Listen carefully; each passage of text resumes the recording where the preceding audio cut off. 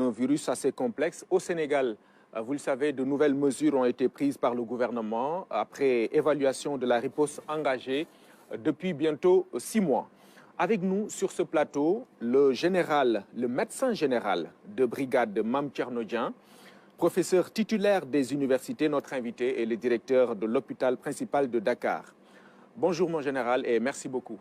Bonjour Omar. Je pense qu'avant d'entrer dans le vif du sujet, vous me permettrez peut-être de dire des choses que je considère comme étant des préalables importantes. Oui. Le premier, c'est bien sûr vous remercier de l'invitation qui n'obéit pas seulement qu'à des considérations sentimentales. C'est une considération de raison et de contexte. Parce qu'il s'agit de contribuer effectivement à l'effort d'éducation et d'envoyer des messages qui concurreront peut-être à rassurer les populations. Et vous m'avez donné l'opportunité de le faire. C'est un motif objectif de remerciement. Mais aussi vous féliciter par le professionnalisme constaté par tout le monde avec lequel vous conduisez cette émission très regardée. Merci beaucoup. Et ces remerciements vont aussi aux autorités de la RTS qui font aussi preuve d'une clairvoyance et d'un sens de responsabilité suffisamment élevé pour que chaque fois qu'il y a une question d'intérêt national, vous vous y impliquez de la façon la plus adéquate. C'est ça vraiment que je voudrais dire avant qu'on rentre dans le vif du sujet. Peut-être qu'on aura l'occasion de revenir sur d'autres considérations. Absolument. Générales. Merci beaucoup en tout cas d'accepter notre invitation. Hein. Alors, le profil du Sénégal face à cette pandémie, pour replacer notre pays dans le contexte actuel que nous vivons, que le monde vit. Le président de la République le disait, on a un profil assez honorable au vu des résultats que nous avons obtenus depuis 6 mois. Alors, qu'est-ce qui nous vaut cela? Bon, merci beaucoup. Je pense qu'il faut revenir à la sémantique et à la terminologie des mots. Quand on dit pandémie, pan, ça veut dire partout. Ça veut dire qu'aujourd'hui, il n'y a aucun territoire du monde qui est épargné par cette maladie virale, compliquée, socio-anthropologique. Et effectivement, on a entendu des chiffres très alarmants provenant des pays à des moyens incommensurables. Et il est tout à fait pertinent qu'on se pose la question de la place, mais en tout cas de ce qu'est le Sénégal dans ce contexte mondial. Je pense que le Sénégal a une position très honorable, très respectée, et ça, nous le devons à plusieurs facteurs, dont le principal me semble être la conscience et la volonté politique au niveau le plus élevé et très précocement illustrée. Et cette volonté politique a amené les plus importantes autorités civiles et militaires à s'impliquer très rapidement dans la riposte. Au premier chef des autorités civiles, c'est bien sûr son Excellence le Président Macky Sall. On n'a plus besoin de démontrer son sens de responsabilité et sa clairvoyance quand il s'est agi d'adresser cette question. Tous les ministres du gouvernement, mais plus particulièrement celui de la santé, dont tout le monde voit les efforts qu'il déploie, celui des forces armées, celui de l'intérieur, bref, tout le gouvernement du Sénégal. Parmi les autorités militaires, il faut citer le général du corps aérien, Birame Diop, qui a impliqué l'armée dans tous les moyens qu'il a, qu'ils soient logistiques ou humains, dans la riposte. Et c'est ce leadership de l'État du Sénégal qui a amené à mettre en place très précocement une riposte qui nous vaut les résultats que nous avons. Je dis précocement parce qu'on a l'impression que le président de la République a déjà mis en œuvre le principe immuable de santé publique qui veut qu'un cas soit considéré comme une épidémie. Oui. Un cas égal à une épidémie. Et le premier conseil présidentiel qu'il a tenu s'est fait alors même que l'officialisation du premier cas sénégalais n'a pas été faite. Le 2 mars. Le 2 mars. Au 2 mars, il n'avait pas été encore publié un cas officiel de confirmé. Donc déjà, à cette date, il avait organisé un conseil présidentiel aux fins de mettre en place une riposte afin de contenir l'épidémie. Donc, c'est vrai que la maladie a fait des victimes. Elle a fait des conséquences socio-économiques graves. Oui. Mais le Sénégal est resté quand même très résilient et a une position très honorable. Et ça, je pense qu'il faut rendre à César ce qui est à César. C'est toute la nation sénégalaise, mais surtout l'État à son plus haut sommet et dans les institutions les plus importantes. C'est ça aujourd'hui qui explique la place, à mon avis, respectable du Sénégal dans le concert mondial de la lutte contre cette maladie. Très bien. Et pour appuyer tout cela, des éléments chiffrés à ce jour, 11 175 cas, 7 352 guéris, 232 décédés et il y a 3 540 cas qui sont encore sous traitement. Justement, par rapport au taux de mortalité, parce que c'est important d'y revenir, si on le rapporte, si on prend par exemple le nombre de cas rapportés aux infectés et aux cas graves, on arrive effectivement à un taux de mortalité assez faible, ce qui n'est pas mauvais. Oui, mais pour une analyse plus objective du taux de mortalité, il faut convoquer d'abord le coût de mortalité dans la population générale. Oui. Ensuite, rapporter le taux de mortalité à l'ensemble de tous les malades qui sont infectés. Mais surtout rapporter aux cas graves dont on sait que ce sont les cas qui tuent. Oui. Et si on fait cette analyse, il n'y a pas une mort acceptable. Il n'y a pas une mort à ne pas être déplorée. Mais le taux de mortalité du Sénégal dans cette pandémie, par rapport à ce qu'on connaît à travers le monde, est un taux de mortalité relativement acceptable. Parce que nous avons vu des pays avec des moyens économiques et médicaux incommensurables qui sont à des centaines de milliers de morts. Oui. Je ne citerai pas des pays. Mais aujourd'hui, les pays qui ont le taux de mortalité le plus élevé, qui ont le deuil le plus important dans cette maladie, sont les pays les plus puissants économiquement, médicalement. Et nous, on a épargné de ça. C'est la précocité avec laquelle les autorités ont pris en charge cette question. Ok, allons comprendre maintenant le virus ou la maladie. Effectivement, on voit qu'il y a une psychose, une coronapsychose, si on peut l'appeler comme ça, liée à une sorte de stigmatisation. Alors, quelles sont les choses basiques, peut-être, qu'on doit répéter et que les gens doivent mieux comprendre? Oui, parce que parmi un des facteurs d'altération de l'efficacité de la riposte, il y a effectivement ces choses pas du tout souhaitables qui se passent.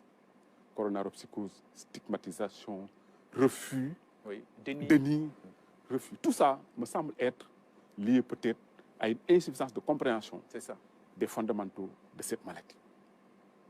C'est une maladie certes virale, mais du point de l'origine, il faut le dire et bien le dire, c'est une zoonose. Ça veut dire? Une maladie animale. Ce n'est pas une maladie humaine, c'est une maladie animale. Ça implique donc que le virus est fait pour se développer dans le corps d'un animal, en l'occurrence la chauve-souris. En conséquence, une fois qu'il s'introduit dans le corps humain, il devient un corps très étranger. Et le corps humain a les moyens nécessaires pour s'attaquer à tout corps étranger. C'est l'immunité. Et dans toutes les fois où ça infecte un individu à immunité normale, il guérit, non pas du fait d'un traitement, mais du fait de l'immunité. C'est ça que la médecine appelle une maladie auto-involutive. Très bien. Le coronavirus est une maladie auto-involutive dans plus de 95% des cas. Donc tous ceux qui ont une immunité normale sont à même d'éliminer le virus. Il n'y a pas de guérison spontanée. C'est l'immunité qui guérit la maladie. Très bien. Et donc toutes les personnes, comme vous et moi, qui ont une immunité normale parce qu'ils sont relativement jeunes, parce qu'ils n'ont pas une maladie qui altère leur immunité, parce qu'ils n'ont pas pris un traitement qui altère leur immunité, guérissent et guérissent bien. Ça veut dire quoi? Ça veut dire que la mort est une exception. C'est une exception. Oui. Et on sait de toute façon quelles sont les personnes qui ne peuvent pas survivre de la maladie. Et ces personnes, ce sont des personnes qui ont l'immunité profondément compromise par l'âge avancé. Oui. Les maladies comme le diabète, le surpoids, l'hypertension artérielle, toutes les maladies cardiovasculaires et aussi les médicaments dont on sait qu'ils sont immunodéprimants. Oui. Et on parle de comorbidité. Comorbidité, c'est peut-être un terme trop technique. C'est l'ensemble des maladies qui atteint la personne avant qu'elle ne soit infectée. Et souvent, c'est une sommation de beaucoup de choses. Ce n'est pas une seule comorbidité. La personne âgée, on peut concevoir qu'elle soit hypertendue, qu'elle ait le diabète, qu'elle ait une maladie cardiovasculaire. Toutes ces maladies, dites maladies non transmissibles, sont des maladies de la longévité. Donc c'est en cela que les personnes âgées sont particulièrement vulnérables. Et aujourd'hui, on sait qu'il y a des personnes qui, de toute façon, sont incapables de survivre de la maladie parce qu'ils n'ont pas une immunité qui permette de diminuer le virus. Cela étant compris, je pense que la première chose qu'on doit dire, contrairement à l'opinion, ce n'est pas une maladie mortelle ad vitam aeternam à tout le monde. La mort est exceptionnelle et on sait qui ceux qui sont prédisposés à mourir. Et ce sont ceux-là qu'il faut protéger comme du lait sur le feu. Oui. Mais toutes les autres personnes, aujourd'hui, à l'échelle mondiale, la mortalité globale ne dépasse pas 2%. Quand vous voyez les pays qui sont atteints, où il y a des centaines de milliers de morts, c'est parce qu'il y a des millions d'infectés. Donc, nous ne banalisons pas. Oui. Mais il faut savoir raison garder. On a eu dans l'histoire de la maladie des maladies beaucoup plus ravageuses que celle-là.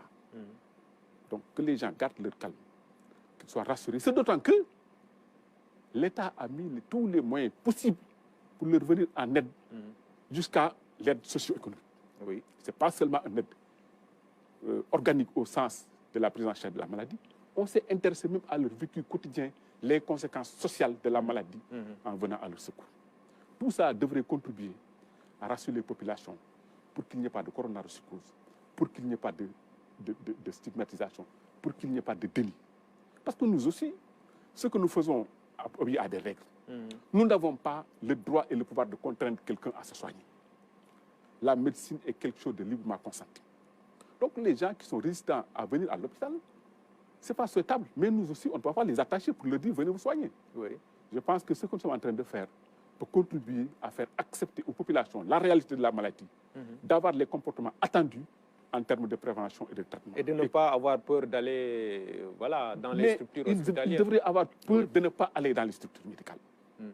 Parce que ce sont les structures médicales qui sont censées apporter les solutions préventives et curatives de la maladie. Donc ça, vraiment, je pense que les populations devraient pouvoir garder raison. Et puis faire confiance aussi au personnel médical dont personne ne peut douter de leurs compétences, de leur dévouement et de leur sens du sacrifice. Je profite de ce passage pour leur adresser mes remerciements et mes sentiments les plus confraternels parce que je me sens appartenir à cette corporation qui aujourd'hui... Leur engagement est vraiment apprécié. Oui. Et le Sénégal s'est donné les moyens de formation qu'il faut pour avoir des médecins à l'expertise avérée. Ça aussi, je pense que c'est quelque chose qu'il faut dire. C'est vrai, vous avez parlé de la gestion même de ces cas graves. Mais il y a peut-être nécessité d'insister sur les mesures barrières qui vont pouvoir peut-être nous éviter un peu la gravité de ces cas-là. Oui, pour comprendre le rationnel et la pertinence des mesures barrières, il faut revenir aussi au basique. Dans toutes les maladies infectieuses graves, épidémiques ou pas, il y a deux moyens de prévention. La prévention individuelle et la prévention collective. La prévention collective la plus souhaitée et la plus commode, c'est la vaccination. Et dans cette maladie, il n'y a pas de vaccination. N'ayant pas de vaccination, n'ayant pas un traitement homologué, je dis étiologique, du point de vue de l'éradication du virus, nous n'avons pas de traitement homologué, il ne nous reste plus que la prévention. Et le but de la prévention, c'est de rompre la chaîne de contamination. Parce que c'est une maladie à transmission interhumaine directe et exclusive. C'est-à-dire que toute personne qui l'attrape a été contaminée par une autre personne. Donc si on rompt le passage du virus d'un corps infecté à un corps sain, on met terme à l'épidémie. Et aujourd'hui, le seul moyen qu'on a d'y arriver, ce sont les mesures barrières. Donc c'est l'ensemble des moyens physiques qu'on met en œuvre pour empêcher à ce que le virus passe d'un corps malade à un corps sain. C'est le sens et la portée des mesures, des nouvelles mesures que le gouvernement vient de oui, prendre. C'est le complément indispensable de toutes les mesures barrières. Il faut dire que l'interdiction des rassemblements fait partie des mesures barrières et peut-être que c'est la mesure barrière la plus efficace. Parce qu'aujourd'hui, vous m'avez empêché de porter le masque parce que vous m'avez dit qu'à la distance est suffisamment... On est suffisamment distant pour que je ne puisse pas vous contaminer. Et ça, je le tiens de... Non, c'est une réalité médicale. Mais si ça, on le reproduit à l'échelle sociale, mais le problème est réglé. Mais si on crée des rassemblements, quels qu'ils soient, qui favorisent la propagation du virus, c'est inapproprié et c'est inopportun. Donc les mesures prises sont des mesures vitales et de survie. Et qui complètent les mesures individuelles, le port de masque, dont on a prouvé qu'il prévient la maladie dans 85%. Et ça, c'est des données mondiales. Oui. Et vous me permettrez de citer l'exemple d'un pays qui est Cuba. Cuba aujourd'hui bat les records, parce qu'on ne parle pas seulement de records en termes d'infectés par rapport au nombre, mais on parle aussi de records en termes de réduction du nombre d'infections. Cuba aujourd'hui, rapporté à sa population, a le taux d'infection le plus bas. Il a le taux de mortalité le plus bas. Pourquoi? Parce que les gens ont une discipline et une rigueur qui font qu'ils portent les masques. Et ce ne sont même pas des masques compliqués. Ils fabriquent tous leurs masques dans leur maison. Et c'est le fait de porter ces masques qui prévient la maladie. Donc le port de masque, c'est une mesure commode. C'est une mesure pas chère, qu'il faut universaliser et rendre obligatoire, et c'est ce que fait l'État du Sénégal. Ouais. Et même en France, on voit que dès lundi, le port de masque va devenir unanime, obligatoire parce que dans certains... Dans cette maladie, malheureusement, comme dans la plupart des épidémies de cette nature, la fulgurance nous a fait agir très souvent dans l'ignorance, bien en tout cas dans la non-maîtrise des choses. Dans les premiers mois de l'épidémie, on a pensé que le masque, c'était seulement pour les malades, pour qu'ils ne projettent pas le virus. Mais très rapidement, on s'est rendu compte que le virus projeté dans l'air pouvait y survivre pendant 8 heures. Temps suffisant pour infecter une autre. Donc, d'où l'obligation de porter des masques. Et quand on l'a mis en œuvre, on en a vu l'efficacité. Ensuite, le lavage des mains. Pourquoi? Parce que le virus peut survivre sur la main, et dès que tu introduis la main, comme on le fait souvent, dans l'orifice narinaire, on s'infecte. Donc, le lavage fréquent des mains, d'abord avec ce qu'il y a de plus simple, l'eau et le savon. Ensuite, secondairement, le gel alcoolique. Mais tout ceci n'a de valeur que lorsqu'on supprime les rassemblements. Quel qu'il soit. Mais principalement, la santé publique l'a enseigné. Les rassemblements à caractère funèbre sont les plus grandes circonstances de provocation de ces maladies. Vous l'avez dit et ça a fait tilt. C'est la vérité. Parce que, encore une fois de plus, ce n'est pas le nombre de morts qui affole. Ce sont les symboliques qui disparaissent. Qui ont l'impact le plus négatif dans la conscience sénégalaise. La semaine qu'on a dite, ce n'est pas tant le nombre. On a eu des semaines plus macabres en termes de quantité.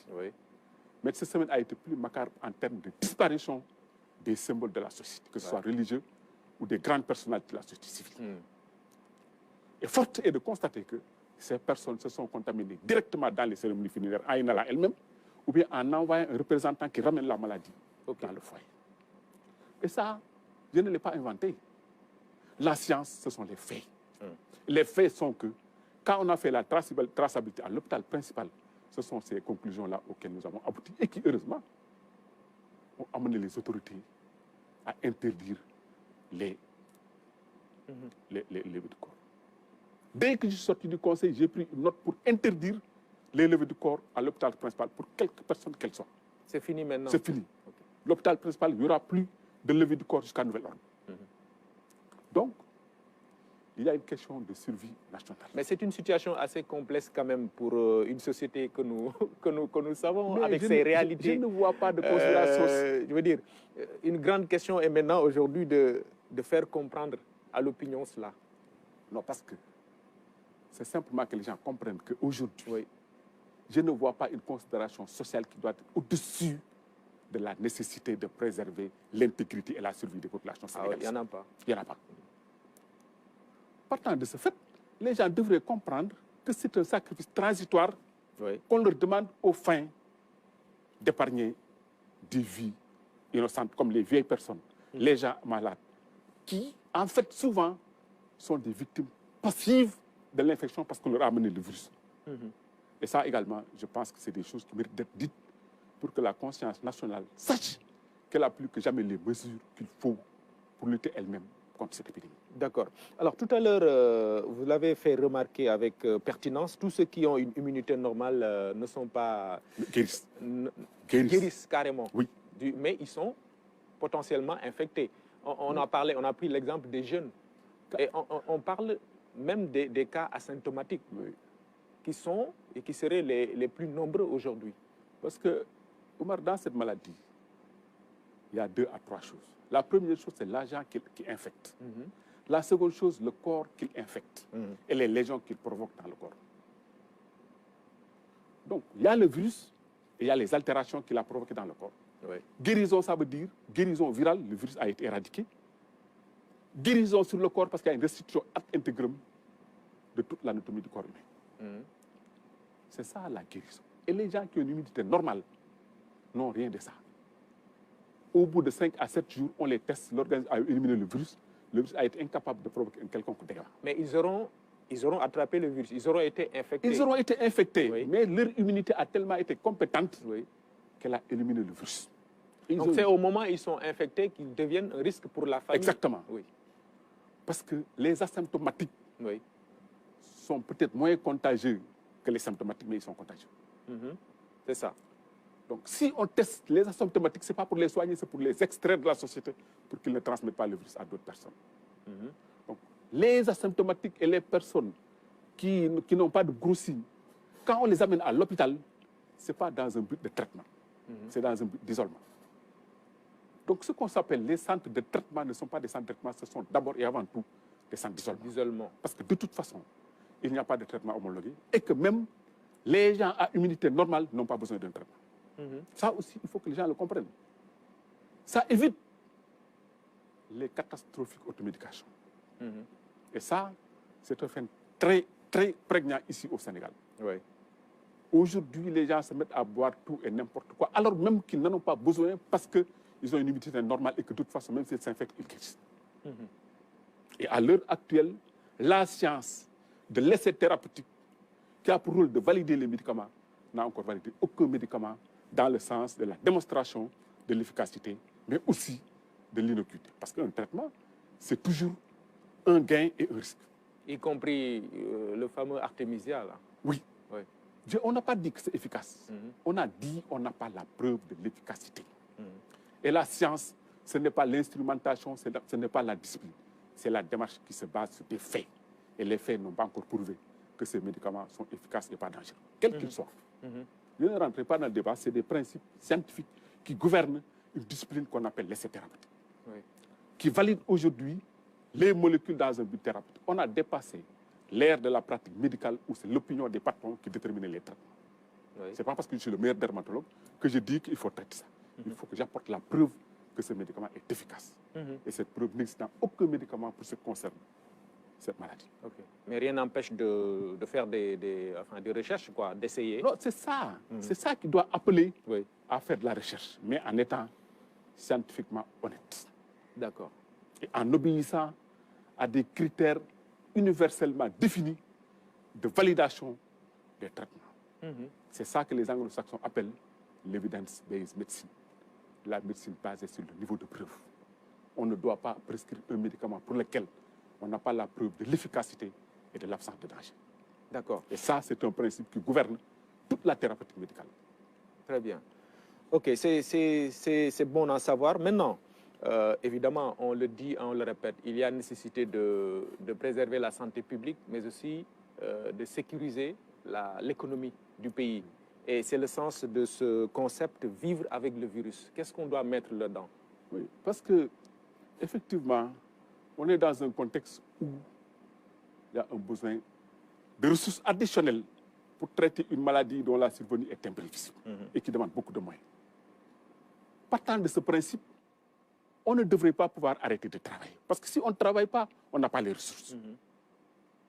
Le concept de vivre avec le virus implique la poursuite de l'activité économique aux fins d'avoir des ressources, mais aussi une plus grande vigilance pour l'observation des mesures barrières. C'est ça le contenu de vivre avec le virus. Mais il ne s'agit pas de laisser les populations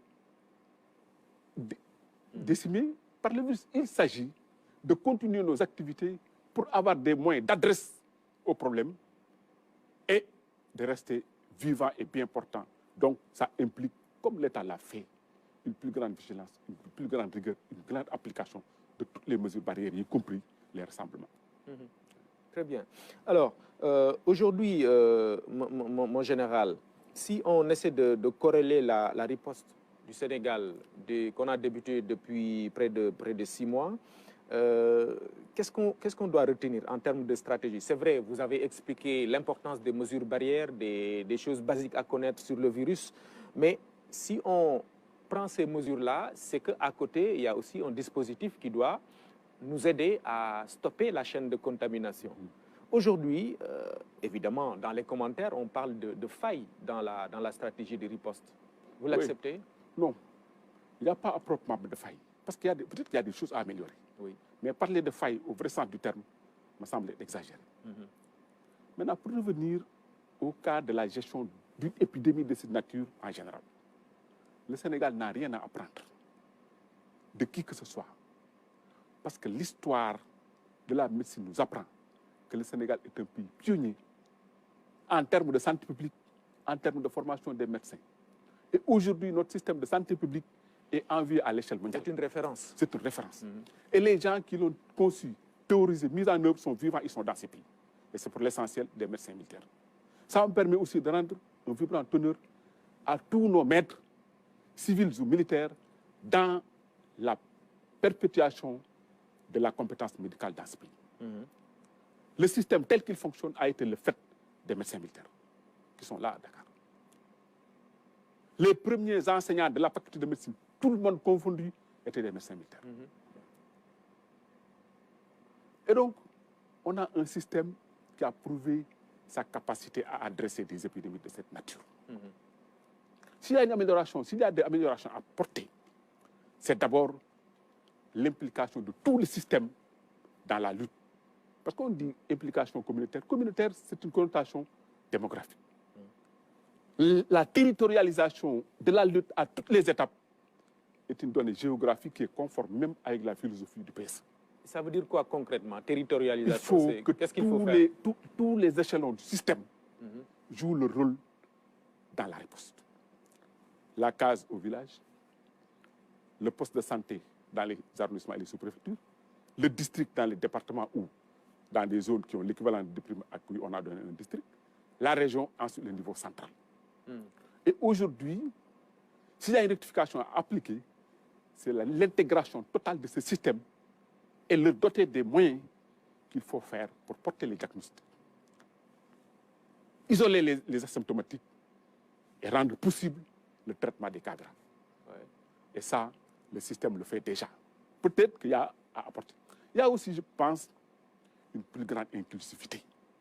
La maladie n'est pas seulement une maladie médicale au sens organique du terme. C'est une maladie aussi socio-anthropologique. C'est une maladie économique. Tous ces gens-là devraient avoir leur place dans la riposte. Parce que la riposte, c'est un monde global qui implique tout le monde. Il y a aussi un besoin, à mon avis, à une meilleure coordination. Mais aussi une plus grande autorité dans la communication, qui est un élément fondamental dans cette maladie, parce que c'est elle qui détermine la réaction des populations. Je pense que ça, ce sont des améliorations apportées parce que le système en lui-même déjà est bien. Donc, s'il y a à améliorer, c'est peut-être ça.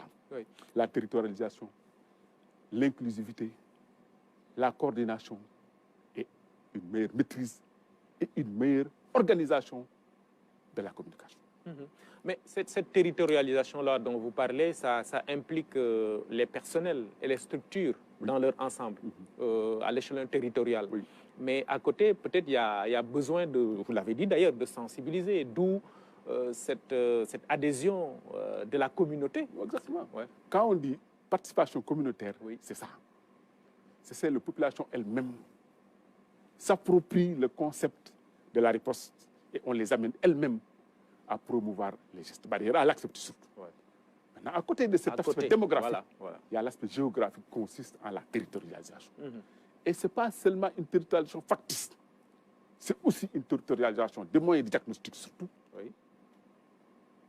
Et il est dangereux de vouloir traiter des cas graves dans un endroit où n'existent ni les moyens humains, ni les moyens matériels pour les traiter. Donc, il y a la territorialisation, mais il y a aussi la limitation des compétences et des actions. C'est-à-dire qu'il y a des structures qui n'ont pas les moyens de traiter des cas graves. Les cas graves, tels que définis à l'échelle mondiale, doivent être traités dans une réanimation dédiée. Ce ne sont pas des lits de soins intensifs, ce sont des lits de réanimation dédiés, organisés, équipés pour faire face aux besoins de réanimation de la maladie. La réanimation ne traite pas une cause. Elle maintient en vie les gens jusqu'à ce qu'elles guérissent tout seuls ou bien jusqu'à ce que leur état permette de prendre en charge la cause. C'est le sauvetage, quoi. Voilà, exactement. C'est la préservation des fonctions. Voilà, c'est la préservation des fonctions vitales.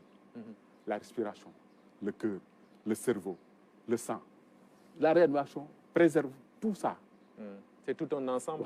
Par exemple, dans le cas du Covid, on ne donne aucun traitement pour le virus. En réanimation, on ne donne aucun traitement pour le virus parce que de toute façon, ça n'existe pas. On traite les symptômes. Ce que l'on fait, c'est qu'on maintient les gens en vie jusqu'à ce qu'ils guérissent seuls. Et le maintien en vie implique la préservation des fonctions vitales, la respiration, le cœur, le rein.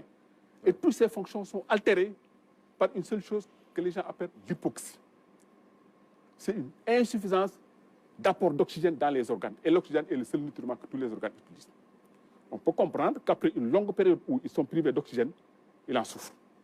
Et les organes qui en souffrent le plus, c'est le rein, c'est le cerveau. Et l'insuffisance d'apport d'oxygène est liée aux altérations que la maladie provoque dans le poumon. Donc, il n'y a pas de traitement étiologique, il n'y a pas de traitement curatif au sens virologique du terme. Les cas graves, on les maintient en vie jusqu'à ce qu'ils guérissent seuls. Il y a une situation qui est très importante à connaître. Ce sont les gens qui n'ont plus le virus. C'est-à-dire que le virus a été éliminé. Mais les dégâts qu'ils ont provoqués sont encore là. Ce sont des situations de guérison virologique sans guérison clinique. Ça veut dire qu'ils ont des séquelles? Ce ne sont pas des séquelles. Des séquelles. Ce sont des lésions présentes que le virus a provoquées et le virus est parti et les lésions sont là. C'est ces gens-là, si tu te passes sur une négative virologique pour les renvoyer chez eux, ils vont aller mourir chez eux. Le traitement ne s'adresse pas au virus, il s'adresse aux dégâts provoqués par le virus dans le corps humain. Ça aussi, c'est fondamental. Et vous avez parlé tout à l'heure des cas asymptomatiques, mais il faut les isoler, disiez-vous tout à l'heure. Oui. Mais le problème, c'est que dans la nouvelle stratégie, ils ne sont pas pris en charge dans les hôpitaux. Oui, c'est parce qu'on est arrivé à un moment où, effectivement... Alors qu'ils sont plus nombreux. Oui, les hôpitaux devenaient saturés. Et ça, c'est dangereux. L'implication massive des hôpitaux dans une épidémie de cette nature ne peut être que délétère. Pour 4 raisons. La première, c'est une désaffectation des malades vers les hôpitaux. Les gens ont systématiquement déserté les hôpitaux. Oui. La seconde, c'est le risque de contamination du personnel médical. Quand le personnel médical c'est arrivé plusieurs fois. Chez vous, oui. Mais on a été les moins impactés de ce point de vue-là également. Donc la contamination du personnel médical qui fait que des services fondamentaux sont à l'arrêt. Ensuite, la désaffection du lit. Si on ne fait pas attention, on va laisser les malades non curables et donner tous les lits au Covid. Les hôpitaux appartiennent aux malades et à tous les malades. Ça, on l'a toujours relevé. Oui. Donc les hôpitaux doivent rester résilients. La résilience renvoyant à sa capacité à traiter ces malades habituels. Donc tout ça, c'est l'implication massive des hôpitaux dans la prise en charge des cas. Et les cas asymptomatiques n'ont pas leur place dans un hôpital. Donc c'est normal quoi qu'on les... Ça nous est arrivé même de revers. Les gens viennent à l'hôpital, on les couche sur un lit, ils n'ont rien. Ils disent que, en fait, pourquoi on nous met à l'hôpital? Parce qu'on n'a rien. Effectivement, ils n'ont rien. Ceux-là, on doit leur trouver des centres d'isolement. Et quand les centres d'isolement sont plus ou moins dépassés, on peut permettre pour certaines personnes qui peuvent, chez elles, réunir les conditions nécessaires d'isolement, permettre à ce qu'ils soient traités à domicile. Mais malheureusement, notre organisation sociale, vous le voyez bien, n'est pas compatible avec ce mode de vie. Rares sont les Sénégalais aujourd'hui qui ont un appartement où ils vivent tout seuls, ils ont leur chambre tout seuls, ils sont en contact. Nous vivons en communauté. Ça aussi, ça pose un problème par rapport à la gestion. Mais tout autant que, il faut aussi faire preuve de réalisme et faire la politique de ces moyens. On n'a pas les moyens, présentement, peut-être, vu l'ampleur de l'épidémie, de créer des centres d'isolement pour tous les malades. Et maintenant, aujourd'hui même, on se rend compte de plus en plus qu'il y a moins de pression sur les lits des malades, que ce soit les cas simples ou les cas graves. C'est parce que la tendance actuelle, quand vous le voyez, quand on donne le chiffre brut, les gens sont affolés. Mais très souvent, quand vous regardez, il y a souvent plus de guéris que d'infectés. Donc il y a des lits qui se libèrent. Et ça, c'est aussi quelque chose qui annonce le déclin de l'épidémie. D'accord. Alors, il y a un débat entretenu, et là, c'est pour reparler du système. Un débat entretenu ou un lien établi entre la qualité du plateau médical au Sénégal et le nombre de personnalités décédées ces derniers temps, Oui. voilà, lesquelles n'auraient plus la possibilité, fermeture de frontières oblige d'aller se faire traiter à l'extérieur. Non, parce que de toute façon, les personnes Vous êtes bien placé pour... Oui, les personnes qui décèdent, oui. pour l'essentiel, ne pouvaient pas survivre à la maladie. C'est ça la vérité. Oui, non pas tant parce que le virus est virulent, mais parce qu'ils ont une immunité qui n'existe pas. D'accord. Cette immunité a été anéantie par l'âge avancé. L'hypertension artérielle, le diabète, les maladies cardiovasculaires et les traitements. L'obésité dont on parle tant, l'obésité en elle-même est une cause de maladies respiratoires. Ça donne ce qu'on appelle des apnées du sommeil. Beaucoup de personnes obèses dorment sous machine parce qu'on a peur qu'ils s'arrêtent de respirer pendant qu'ils dorment. Cette personne-là, qui est déjà malade de son poumon, s'il attrape quelque chose, comme le coronavirus, et qui de plus est âgé, qui de plus a d'autres maladies, il est concevable qu'il ne puisse pas survivre à la maladie. Donc ce n'est pas tant la question de l'indigence technique, c'est la question de la protection de ces gens. Parce que quand ils arrivent à l'hôpital, quel que soit l'endroit où tu les amènes, ils ne survivraient pas. On a eu plusieurs cas où les gens sont entêtés, ils ont voulu amener le malade, ils ne sont jamais arrivés à destination. Plusieurs malades décèdent dans les avions. Donc ce n'est pas l'indigence des plateaux. C'est des situations au cours desquelles la survenue d'une infection est presque un arrêt de mort. Donc ces personnes-là, il faut les protéger. Maintenant, du point de vue du plateau technique des hôpitaux, il est incontestable qu'il y a des leçons à apprendre de cette épidémie. Oui. Et la première leçon, c'est de faire un effort pour relever de façon significative les plateaux techniques dans les hôpitaux. Première. La deuxième leçon, il faut que le système soit adossé aux besoins des ayants droit et des ayants besoin qui sont les malades.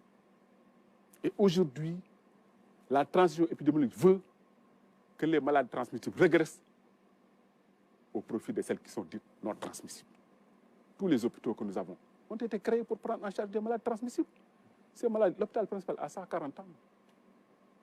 Les besoins pour lesquels on les avait créés à 40 ans, 140 ans, ont disparu. Il y a de nouveaux besoins auxquels il n'est pas préparé. Il faut le rendre apte. Il faut le rendre apte à répondre à ces besoins. Troisième chose, il faut former des gens. L'effort de formation est très appréciable.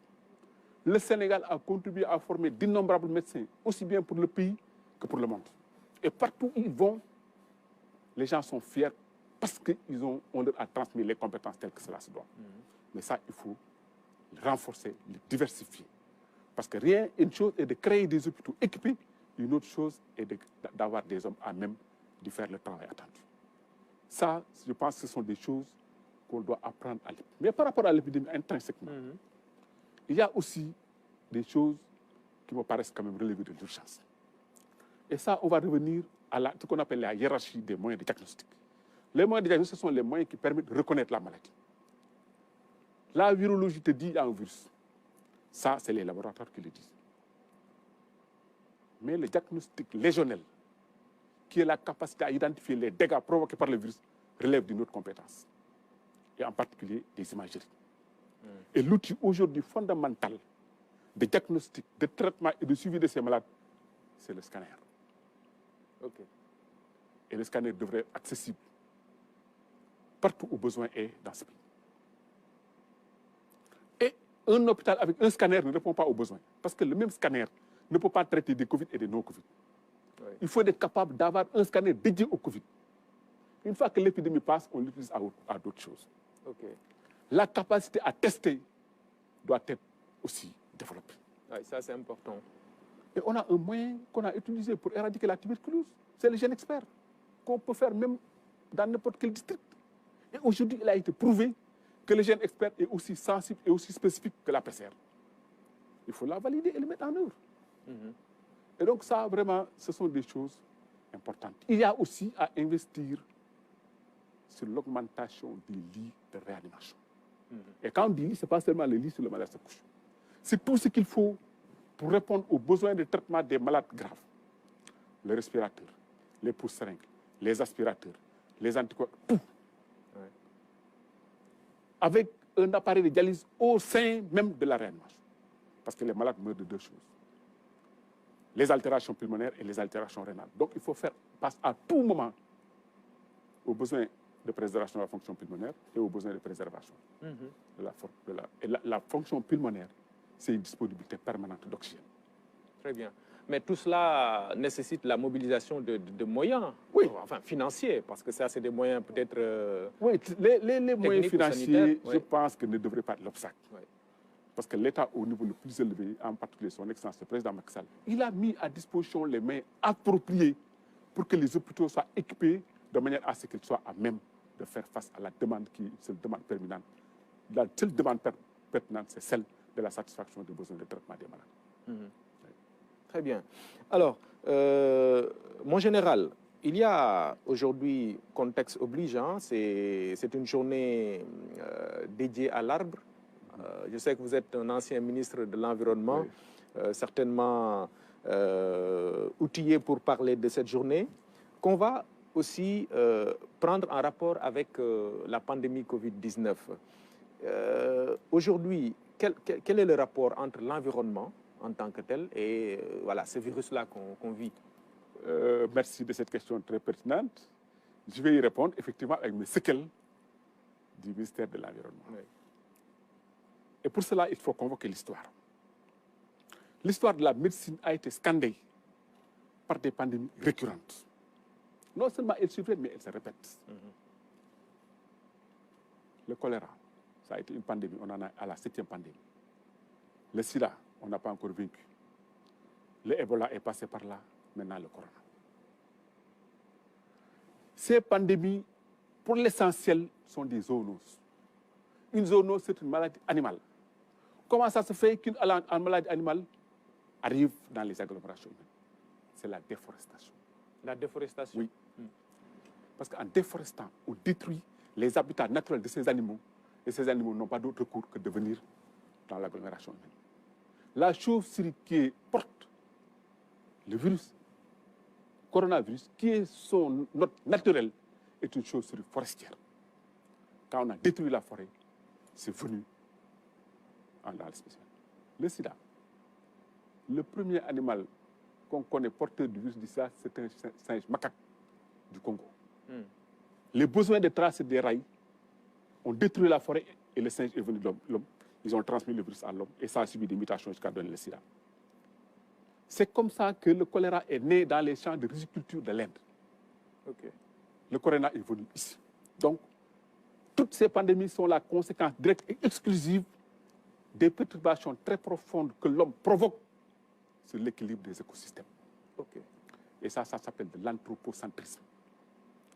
C'est une pensée qui fait croire que tout ce qu'il y a sur Terre doit être au service exclusif de l'homme. C'est dangereux. Il faut aller vers le biocentrisme, qui veut que toutes les vies aient une égale dignité. La vie des hommes, la vie des arbres, la vie du sol, la vie des eaux. Vous voulez dire qu'en vérité, on risque d'avoir d'autres virus si on continue de déforester, à agresser de façon aussi pernicieuse que nous le faisons notre écosystème. Après le coronavirus, vous aurez une autre épidémie. Et ça aussi, je pense que c'est quelque chose de très important.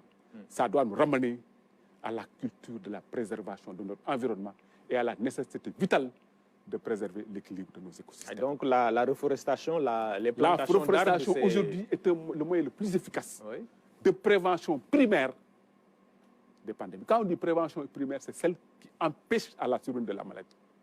Une fois qu'elle survient et qu'on empêche que ça revienne, c'est une prévention secondaire. Donc aujourd'hui, la reforestation, la préservation de la forêt, le respect des équilibres est la prévention primaire des pandémies. Très bien. Maintenant, à l'échelle mondiale, on a vu, je le disais à l'entame de cette émission, le Sénégal n'est pas dans un cas isolé. On est dans le contexte mondial assez compliqué. On assiste à un rebond de l'épidémie ou de la pandémie du coronavirus.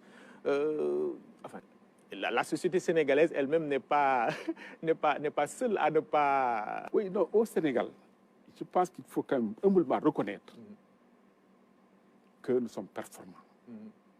Et nous avons une position et un statut très respectable et honorable. Et dont le premier élément, c'est la volonté politique et la claire conscience des responsables qui nous dirigent qu'il faut adresser.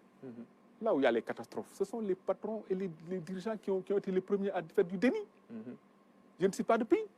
Mais les pays qui sont les plus endeuillés, c'est un pays où les autorités n'ont pas fait preuve de clairvoyance et de sens responsabilité tels que l'ont fait les nôtres. Et aujourd'hui, ces pays sont les plus endeuillés au monde. Il y a des pays où on compte presque des millions de morts, des milliers de morts.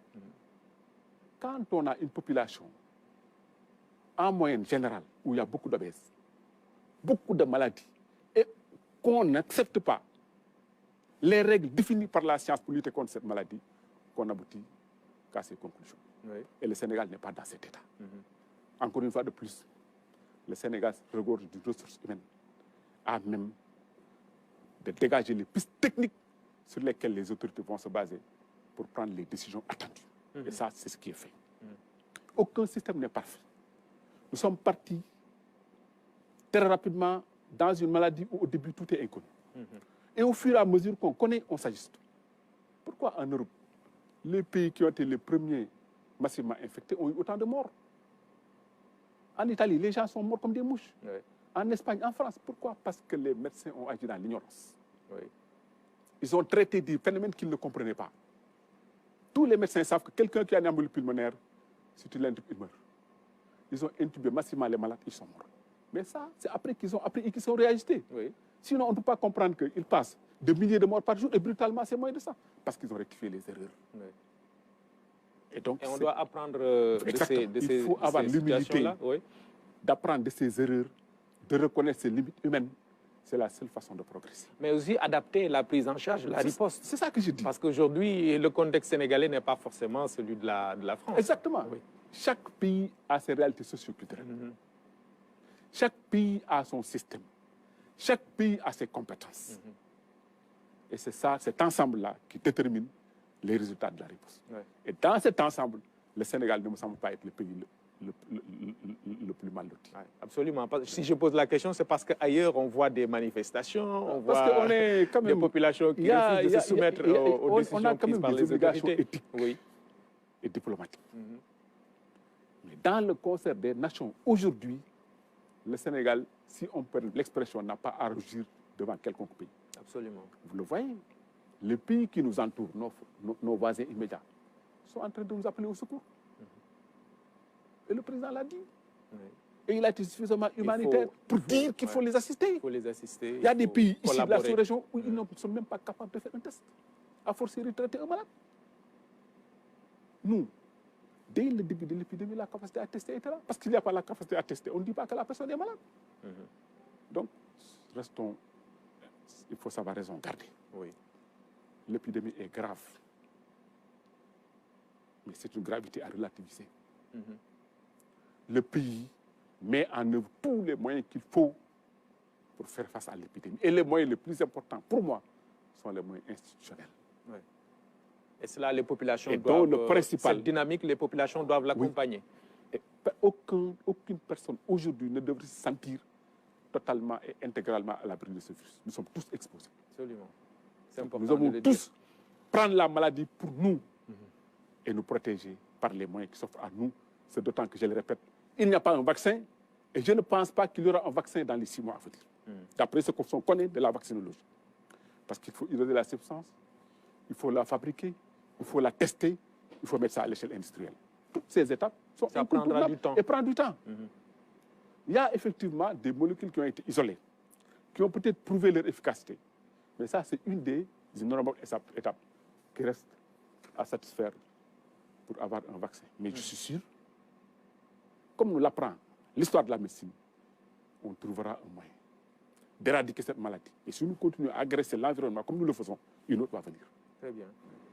Merci beaucoup, mon général. Un mot peut-être pour terminer sur l'hôpital principal de Dakar, un hôpital de référence. Depuis longtemps, il garde le statut sous votre direction.